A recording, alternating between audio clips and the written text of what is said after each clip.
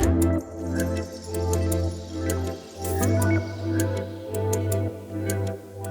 houses are getting kind of big, and that means there's an awful lot of windows. One of the fine things that you've brought in is all the curtain accessories, and I'm talking the bars. Right. The ends. Yes, the finials. Finials, yes. Okay, I kind of like that statement. Yeah. But they're really top end. So let me talk to you about them. So this company, Canadian Drapery Hardware, a family-run company, 3 generations. Mr. Friedman, 88 years old, still goes into the office every day, and his wife, it keeps them very young. They're a great family. What they do now is they actually, these are all commercial grade. So basically in all hotels and restaurants, all of these are all over the world actually. All top-end designers are using them. The beauty of this is 2 things. First of all, the finish is lifetime. Lifetime.